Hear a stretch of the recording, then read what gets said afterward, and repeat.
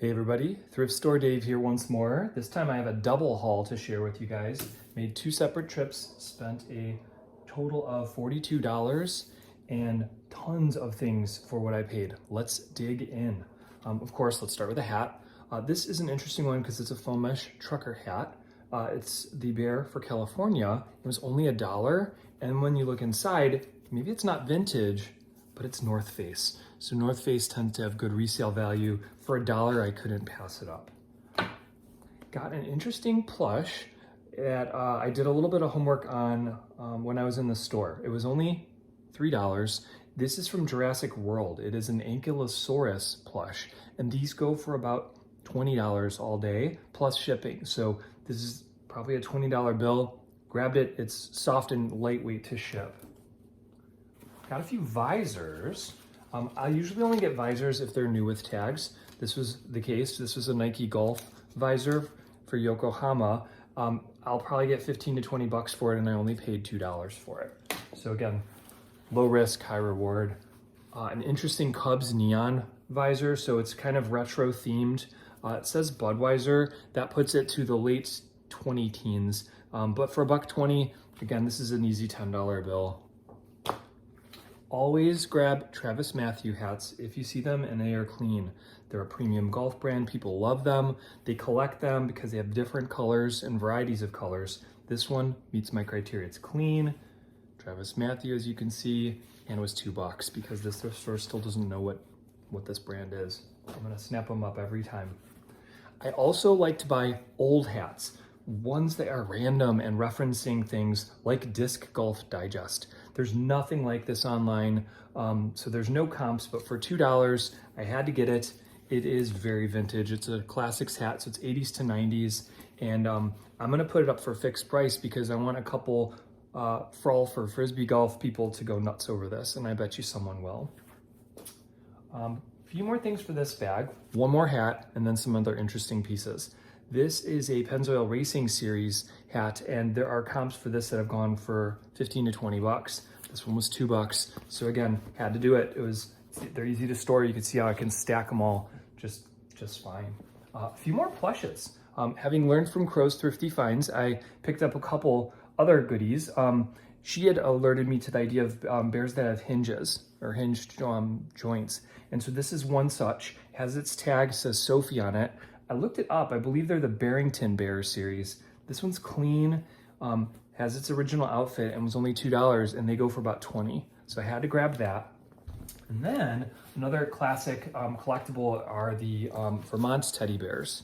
So you can see it says Vermont teddy bears, and this is one with overalls. Again, these go for the low 20s, and I paid $3 for it. So I'm gonna make another quick 20 bucks on that. All right, so let's put these guys away for a moment, and we are gonna pivot to bag two. Some really interesting items here too. Again, I'm a little hat centric, but I've expanded my horizons a little bit. I've learned more about hunting hats, especially Trebark, I believe is how it's called, or tree bark, for $2. This is gonna sell to a hunter for more than that, obviously.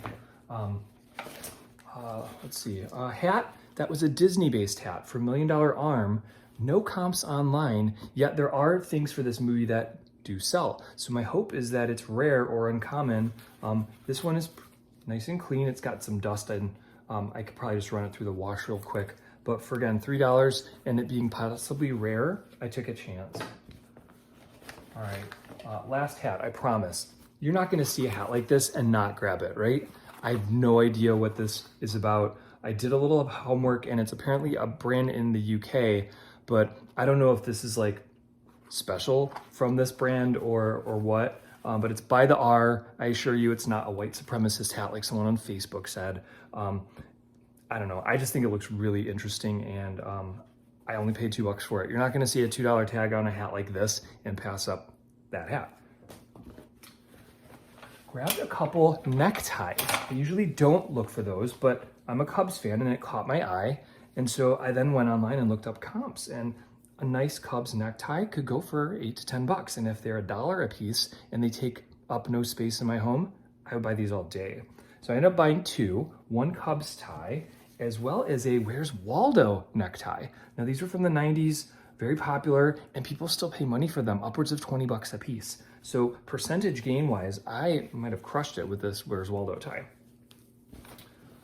Not a huge toy collector, but I'll look up comps when I see them, okay? So this is an old tonka. I forgot the exact name of it, but I checked some comps in the store, and these will go for over $25.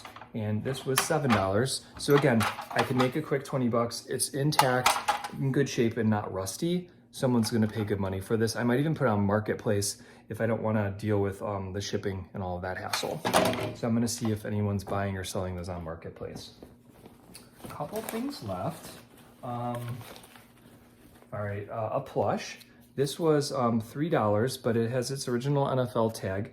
They were making plushes for professional sports teams. So being Chicago, this is a Bears one, and this isn't a very common one. So I'm hoping some Bears collector will want it and just pay me 15 bucks for it. All right, also, I've been trying to buy a couple books here and there because I found that some old art books tend to be collectible and people will pay good money for them. So here I got the Age of Gallantry. This is more of a Art of the Netherlands type of book. But again, for $2, if these are going for $20 or more and they have their original dust cover, I think I'll be able to make a good profit, and it doesn't take up much space. All right, so I did lie. I have 2 more hats, sorry, then we're done. This one is Ducks Unlimited. They are a West Coast brand. I believe they're from Oregon Ducks. And these can go for a good amount, and there's a variety of them. So it was up for $6, but it has original tag, lightly if ever worn. This might be a $20 hat. Last hat's really cool. I wanna show this one to my buddy Kurt especially. It is an old Jägermeister hat. This looks like a 70s or 80s kind of hat. It's pretty frail inside. Not meant to be a high quality hat, but meant to be worn at promotions or parties. I think this is so cool, and I only paid $1.20 for it. So I think this might end up being a really interesting, quirky one that I make a good buck on.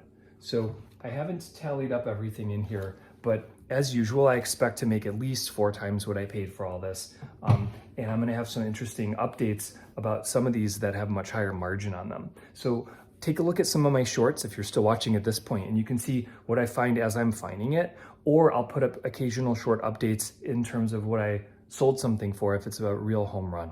All right, but for now, please like, subscribe, tell any friends, or share this video with people who like thrifting and who like sharpening their eye, and thanks again, guys. Take care.